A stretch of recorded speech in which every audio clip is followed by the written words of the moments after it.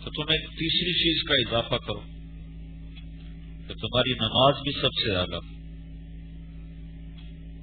تمہاری نماز اوروں سے خوبصورت ہے، نماز اخلاق پہ اثر انداز ہوتی ہے۔ اس لیے تو اس زمانے میں علماء اہل اللہ کی خدمت میں جا کر کئی سال لگا کر اپنے اندر یہ چمن اور یہ گلستان اور یہ پھول اپنے اندر پیدا کرنے کی کوشش کرتے تھے، پھر جا کر کسی کام میں لگا۔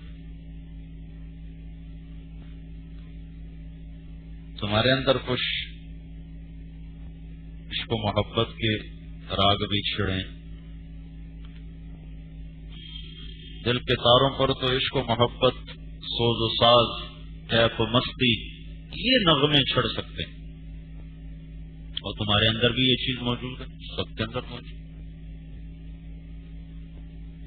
لوگوں کے حقوق پہچانو، رشتے داروں سے بنا کے رکھو، ماں باپ کے خادم۔ وہ ایک لڑکا ہمارے یہاں وہاں شہید ہو گیا تھا بیچارہ،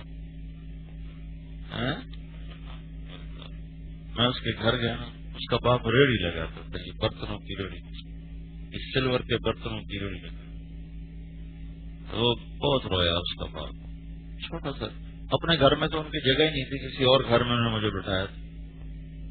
تو جی جب یہ آتا تھا گھر تو اپنی ماں کو کچن میں نہیں داخل ہونے دیتا تھا، ہانڈی پکاتا تھا، آٹا گوندتا تھا، روٹی پکاتا تھا، ہمارے لیے ناشتہ بناتا، دوپہر کا کھانا، رات کا کھانا، کپڑے دھوتا تھا، ماں کے بھی میرے بھی، اور گھر میں صفائی کرنا، جھاڑو دینا، سارے کام خود کرنا۔ رمضان کے دنوں میں آتا تھا تو کسی کو قریب نہیں آنے دیتا، سحری بھی تیار کرتا ہے، افطاری بھی تیار کرتا، خود پیر اور جمعرات کا مستقل روزہ رکھتا تھا۔ غریب ایسا تھا کہ یہاں اس نے استادوں سے کہا کہ جی میرے پاس پیسے نہیں ہوتے، مجھے آپ رات کو چوکی دارے پہ رکھ لو، میں چوکی دارہ کیا کروں گا، تو اس کو مجھے کچھ آپ پیسے دے دیا کریں، دن میں میں سبق پڑھ لیا کروں۔ وہ پاگلوں نے مجھے اس کے مرنے کے بعد بتایا، اس کے استاد، اگر مجھے پہلے بتاتے تو میں اس کا کوئی وظیفہ ہی مقرر کر دیتا، مجھے تو پتہ ہی نہیں۔ اور ویسے اجمالی سے تعارف ہوتا ہے، ایسے مجھے رہنے کا مستقل موقع تو ملتا نہیں۔ میں نے ان کو کہا اللہ کے بندو اگر یہ بات تو مجھے پہلے بتا دی تو میں اس کو کوئی وظیفہ ہی لگا دیتا۔ تمہاری کیل و قال اس چار دیواری کے اندر ہے، بس تمہاری تحریر تقریر اس کے اندر ہے، بس باہر کی دنیا سے نہ آشنا ہے، وہاں تمہیں اخلاق بنانے پڑیں، وہاں تمہیں جھکنا پڑے، تمہیں پچھنا پڑے، اوروں کو آگے کرو، خود پیچھے رہو۔ اس میں بھی ایک مزہ ہے، اللہ کی قسم، تم سہنا سیکھو تو سے پی جا ایام کی تلخی کو بھی ہنس کے ناصر، غم کے سہنے میں بھی قدرت نے مزہ رکھا۔ بڑا اچھا شاعر تھا، میرا بڑا دوست تھا، میرے اوپر اس نے کئی قصیدے لکھ کے مجھے بھیجا کرتا تھا۔ تم سہنا سیکھو تو سے، چپ کر جاؤ، کسی سے کہو بھی نہیں فلاں نے میرے ساتھ دیکھو کیا کر، فلاں نے میرے ساتھ یہ کر دیا، فلاں نے میرے ساتھ یہ کر دیا، کہو ہی نہیں۔ میں ابھی گیا ہوا تھا، مجھے تو 22 سال ہو گئی یہ باتیں سنتے، 22 سال، 1987 سے میرا تعاقب شروع کیا تبلیغ والوں نے، اور اب 2009 آ گئے، 22 سال سے، وما توفیقی الا باللہ۔ تمہارے سامنے میں کیا فخر کروں گا، تم تو اپنے بچوں کی طرف صرف تمہیں کارگزاری اور حکایت حال، تمہیں ترغیب کے لیے 1987 سے میری شہرت ہوئی، اس سے پہلے ہو گئی تھی، لیکن ایک دم شکر اللہ نے مجھے گزارے سے زیادہ دنیا دی ہوئی ہے، لیکن میری اس پر بہت میں روتا ہوں اس پر۔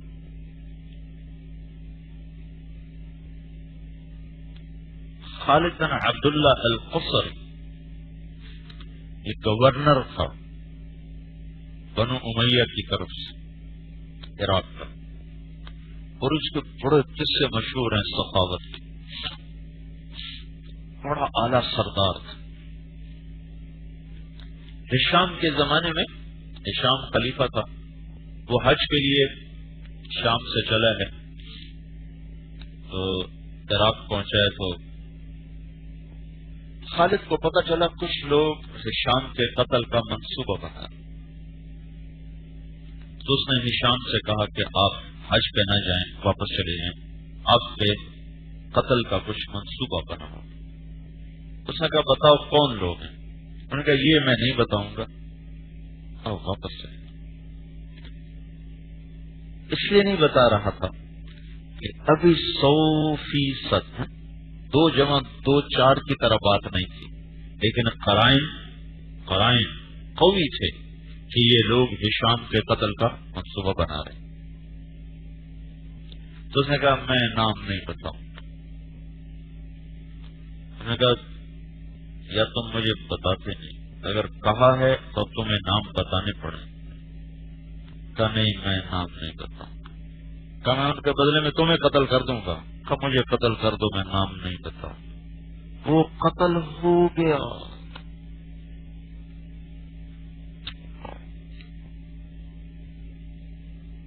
نہ کوئی وہ محدث، نہ مفسر، نہ فقیہ، عرب سردار، ساری زندگی اس کی سیاسی ہے۔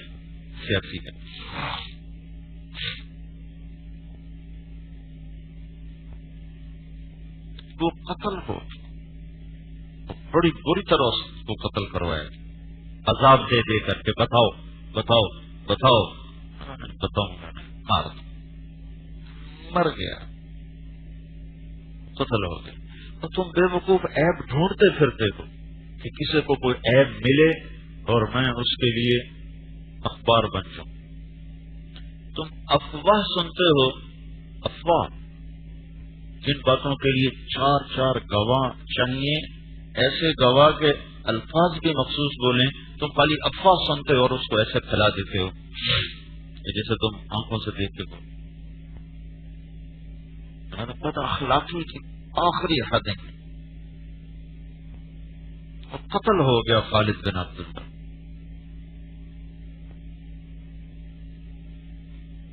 اس کے پڑوس میں ایک عورت تھی، اس کی 4 بچیاں تھیں، تو اس کو پیسے نہیں تھے، اس نے کہا میں نے اپنا گھر بیچنا ہے۔ لوگوں نے کہا کتنے کا؟ کہیں گے 1,10,000۔ 1,10,000 جو کوئی آج کا دور تو تھا نہیں، چھوٹا سا گھر 1,10,000 کہاں؟ 10,000 میرے مکان کی قیمت ہے اور 1,00,000 خالد کے پڑوس کی قیمت۔ جب خالد کو پتہ چلا تو اس نے اماں کو بلا کے اس کے سامنے ہاتھ جوڑے معافی مانگی کہ مجھے معاف کر، میں تیرے حال کی خبر نہ لے سکا، آج کے بعد تیری بیٹی میری بیٹی ہے، میں ان کی شادی بھی کروں گا اور تیرے گھر کو بھی نہیں بکنے دوں گا۔ یہ ایک سائل آیا، کہنے لگا کچھ دو، کہنے لگا کتنا؟ کہنے لگا 1,00,000۔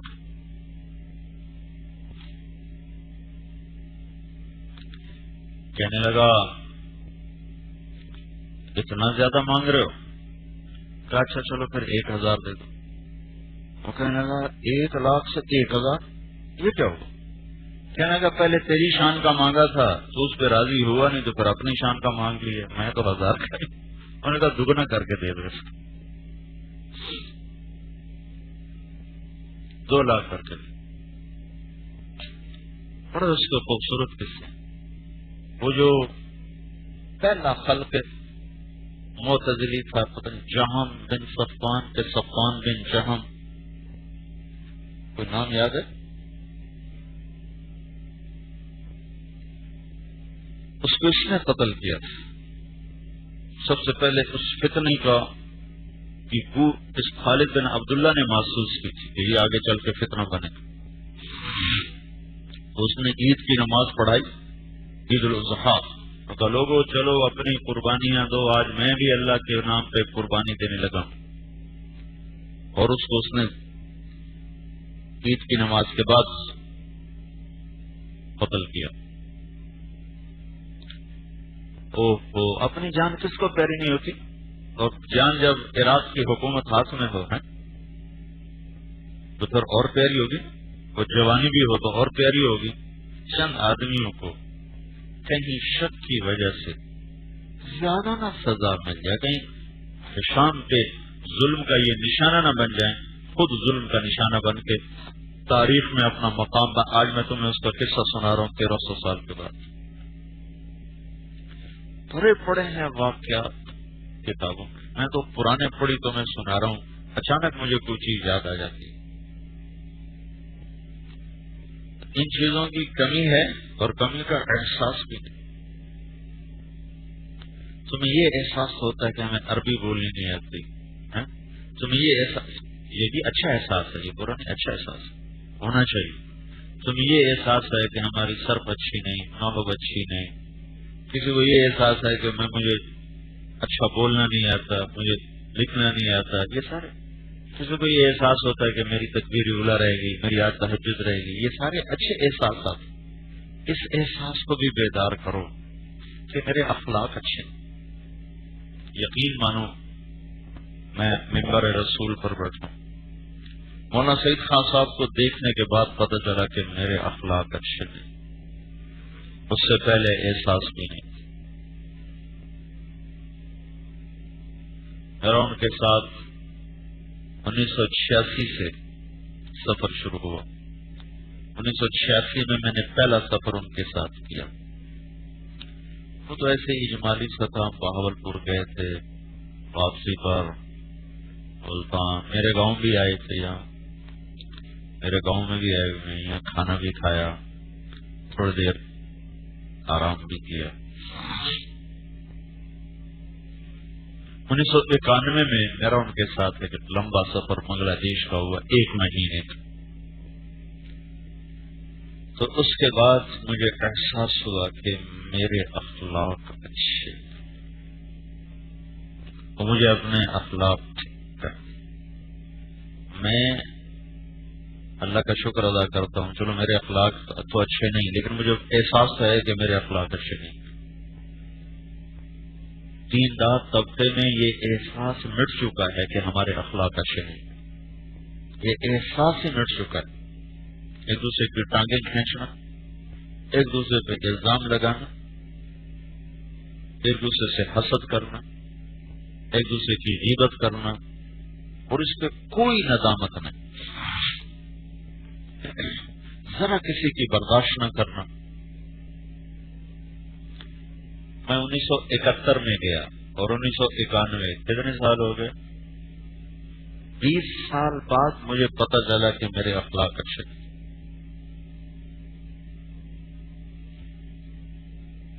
کتنی مشقتوں سے پڑھا، میں تو بڑی سہولتوں کی زندگی چھوڑ کے گیا تھا. میں کیا گیا تھا؟ اللہ ہی دے گیا. میں تو چاہتا ہی نہیں تھا، اللہ ہی دے گیا.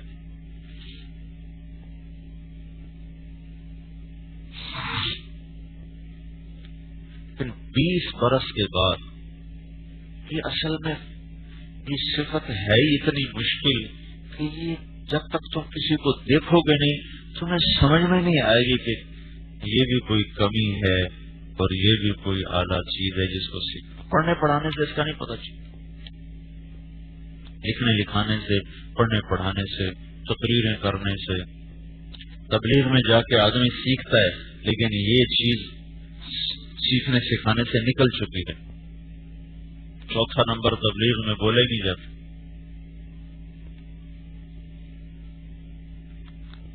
جس کی وجہ سے یہ خلا باقی رہتا. تو میری یہ کوشش ہے کہ تمہارے سامنے میں زندگی کے وہ پہلو لاؤں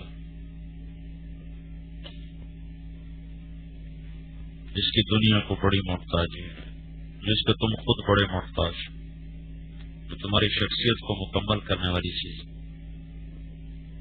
کوشش کرو گے تو اللہ تمہیں عطا کرے گا. میں نے دیکھا نہ تو میں لمبی نمازیں پڑھ سکتا ہوں، نہ پیدل سفر کر سکتا ہوں، ولی خالق کا تو 1.5 سال کا سفر ہوا ہے، 1.5 سال کون سا روکتا؟ یہیں سے پیدل پاکستان سے ہی کر. دوسرا سال کا ہوا تھا، وہ کہاں ہوا تھا؟ تو اب میری تو ہمت نہیں کہ میں سال کا سفر کروں. یا 7 مہینے میں ہو جائے تو 7 مہینے نہیں ہو سکتا.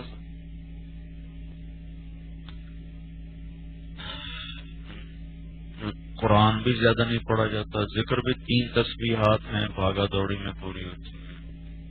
تہجد بھی ایسی ہے کہ خود پڑھنے پر رونا آتا ہے کہ یہ تہجد پڑھی ہے، تہجد کا مذاق اڑایا.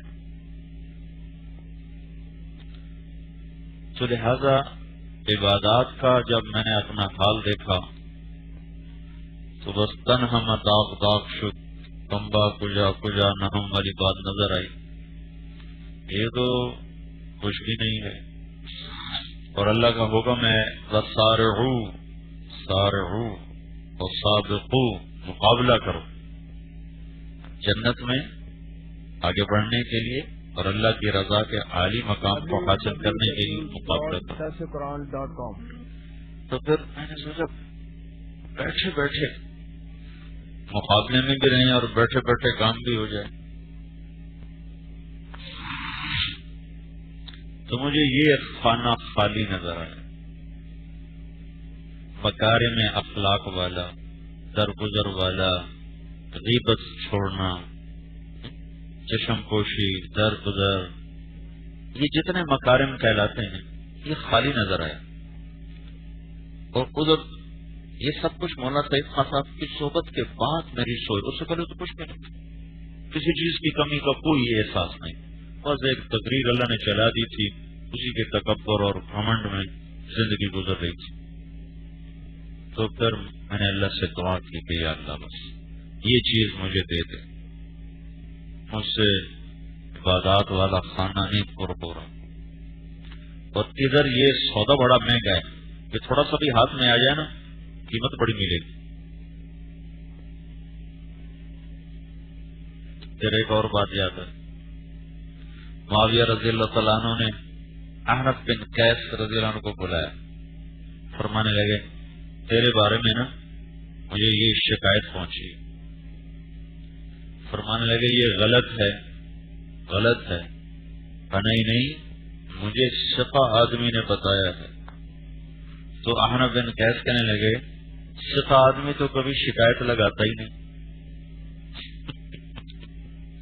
تو معاویہ رضی اللہ عنہ ایسا چپ ہوئے کہ آگے کوئی جواب پانی نہیں پڑا کہ اب کیا کرو. ان الثقة لا ينم، ان الثقة لا ينم. ثقہ آدمی تو کبھی شکایت لگاتا ہی، کبھی چگلی کھاتا ہی. اور ایسے ہی موقع کے لیے ہے فتبینوا، اگر کوئی کتنا ہی ثقہ آدمی بات کرے تو اگر وہ تمہارے ساتھ ایسی متعلق ہے کہ تمہاری زندگی پہ اثر انداز ہو سکتے تو اس کی پھر دوسری جانب سے تحقیق ضرور کرو. اس میں میں نے ایک آدمی کو پاس ہوتے دیکھا، وہ ہے مولانا احسان الحق صاحب.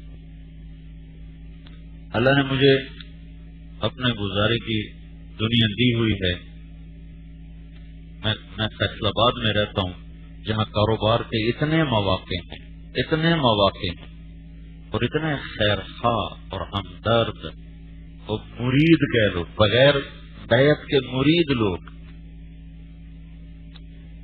جو پیشکش کرتے پھرتے ہیں کہ جناب بس آپ ایک دفعہ حکم کریں. تو مجھے 26 سال ہو گئے فیصل آباد میں رہتے ہوئے، میں نے 26 آنے کا کاروبار نہیں کیا ہوا وہاں. میں یہاں سے وہاں جا کے خرچ کرتا کہ صرف میں اپنا دامن بچاتا ہوں کہ اللہ نے اب ایک میری شہرت بنا دی ہے رائمنڈ کی نسبت، تبلیغ کی نسبت، تو کہیں اصل لوگ میری وجہ سے بدنام نہ ہو جائے. پیسے کا کیا ہے، آنی جانی چیز. میں نے ہمارا سبق ہو رہا تھا حیات الصحابہ. ایک زمانہ ایسا آیا کہ مرکز والے، اپنا مطبخ والے اور طلبہ آپس میں نے ان کی لگ گئی. مطبخ والے جھوٹی شکایتیں لگاتے تھے، طلبہ کو تنگ کرتے تھے. اور پھر طالب علم بھی آگے کوئی نہ کوئی ان کو نا ٹنکا لگاتے رہتے تھے. یہ سبق اگر وہ سنتے تو وہ نہ کرتے، یہ سبق ہوتے نہیں تھے. تو آگے وہ بھی رد عمل میں تھے. تو پھر اس کو قابو کرنے کے لیے کیا ہوا، صبح کے 2 گھنٹے ایک استاد وہاں مطبخ میں بیٹھ کے سبق پڑھاتا تھا. صبح میں روزانہ ایک استاد بدل. تو مولانا ظاہر شاہ صاحب رحمۃ اللہ علیہ کے پاس ہمارا سبق ہو رہا تھا، حیات الصحابہ کا سبق. سردیوں کا زمانہ، ہوا ٹھنڈی، سر یخ، نیچے فرش گیلا، چٹائیاں پھٹی ہوئی، اوپر چائے گری ہوئی، سالن گرا ہوا.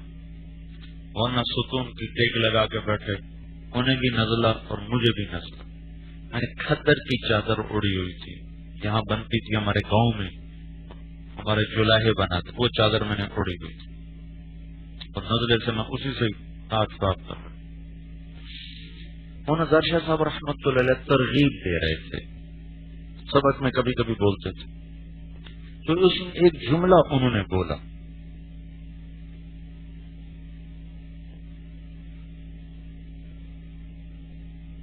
شاید کسی کو بھی یاد نہ رہا، میرے ذہن میں اٹک گیا. فرمانے لگے رائمنڈ کی نسبت کو بیچنا نہیں. تو میرے ذہن میں غالباً اس لیے اٹک گیا کہ میں نے آپ کو پہلے صورت واقعہ پہلے بتائی ہے تاکہ اگلی بات آپ کو واضح ہو سکے کہ ہم کس طرح بیٹھے تھے. تو میرے دل میں آیا کہ اس میں بیچنے والی کون سی چیز ہے جو کہہ رہے ہیں رائمنڈ کی نسبت کو بیچنا نہیں.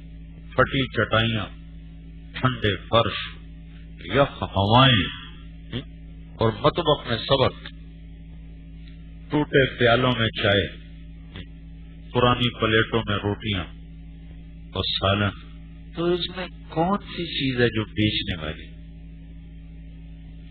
تو چونکہ مجھے یہ اشکال ہوا، اس لیے مجھے یہ بات یاد رہ گئی، یا یہ کہ میرے ساتھ یہ معاملہ ہونے والا تھا تو اللہ تعالیٰ نے مجھے یہ بات یاد دلائے رکھی. تو جب اللہ تعالیٰ نے مجھے یہ دنیا دار طبقے میں پہنچایا اور ان میں نقل و حرکت شروع ہوئی اور مالدار لوگوں سے تعلقات بنے، تو پھر مجھے وہ مولانا اپنے استاد کی بات یاد آئی کہ رائمنڈ کی نسبت کو بیچنا ہے، کہ اب اگر میں اسے بیچنا چاہوں تو کافی مال بن سکتا. تو اللہ تعالیٰ نے فضل فرمایا کہ اتنے بڑے دنیا دار لوگوں سے یہ پچھلی جو حکومت تھی چودھری پرویز الہی اتنی میری قدر کرتا تھا، میں نے اسے کبھی ایک پیسے کا روا ساتھ کی ایک کام نہیں، ایک کام کہ رائمنڈ کی نسبت کو بیچنا نہیں. تو مالدار حکمران سب سے اللہ نے تعلق بنائے، لیکن اللہ کا احسان ہوا، احسان وما توفیقی الا باللہ. یہ میں تمہیں زندگی کے سبق سنا رہا ہوں، تم یہ نہ سمجھنے کہ میں تمہارے سامنے کوئی فخر کر رہا ہوں، بار بار اس لیے کہہ رہا ہوں کہ کوئی تمہارے اندر شیطان چکر نہ ڈال دے کہ اپنی تعریفیں کرتے جا رہے ہیں. تم اولاد کی طرح ہو، میں تمہارے لیے باپ کی طرح ہوں. جیسے باپ اپنی اولاد کو اپنی زندگی کے نشیب و فراز بتاتا ہے اور اپنی کوتاہیاں، اپنے جو کچھ کیے ہوتے ہیں نیک نامی کے کام وہ بتاتا تھا کہ نسل اس کے مطابق ڈھل سکے. تمہارے لیے میرے لیے اولاد کی طرح ہو. تمہیں یہ بتا رہا ہوں تاکہ تم کل کو کر سکو. میں نے کہا جی میں 26 سال سے فیصلہ آباد، میں نے کبھی ایک پیسے کا کام، شروع میں اپنی کچھ میرے سسرال کے عزیز تھے ان کے ساتھ کچھ پیسے ڈالے، پھر وہ میں نے ختم کر دیا ان کا تفرقہ. کل کو دل کھٹے ہو جائیں، کوئی لین دین ہو جائے، کوئی اونچ نیچ ہو جائے، کہیں اللہ تعالیٰ اصل لوگوں کی بدنامی کا مجھے ذریعہ نہ بنا. تو اپنی نسبت کو بچاؤ، تمہاری قیمت اللہ لگائے گا. مطلب اس نسبت سے میں کچھ کما لوں تو کہ چند کروڑ، چند ارب، اس سے آگے میں نے کیا جانا. لیکن ہم استغنا کے ساتھ، تکبر اور استغنا تکبر اور ہے، استغنا اور ہے، اس میں فرق ہے۔ استغنا کے ساتھ رہو، چاہے بادشاہوں سے ملو، نفع اٹھانے کی نیت بن گئی تو پھر تم اپنی آخرت بھی گنواؤ گے اور اصل لوگوں کو بھی بدنام کرو گے۔ ابھی نواز شریف نے مجھے وہاں جاتی عمرہ میں نا وہاں کھانے پہ بلایا، تو وہاں کچھ اس کے لوگ جمع تھے، میں نے وہاں بیان کیا کہ جمعہ کی نماز پھر کھانا، تو ایک آدمی ملا ہے بوڑھا سا، کہا یہ پہلوان صاحب ہیں، کہ میں ان کا بڑا دل سے قدردان، ہر سال حج پہ جاتے ہیں، 29 حج کر چکے ہیں، لاہوری تھا، اندرون شہر کا، کہ میری محبت اس سے اس وجہ سے ہوئی ہے کہ مجھے حج پر ملا تو میں نے اس کی جیب میں کچھ ریال ڈالے تو اس نے نکال کے مجھے واپس کر، آئندہ مجھے پیسے نہ دینا، کہ میں نے منت کی انہوں نے کہا اس کے بعد میں اس کی بہت قدر کرتا ہوں۔ لوگ تمہیں پرکھتے ہیں، یاد رکھنا، نظریں طواف کرتی ہیں، ایسے نہیں چھوڑ دے لو، تو بس اللہ سے مانگو کہ اللہ تعالیٰ وہ اخلاق فاضلہ نصیب فرمائے۔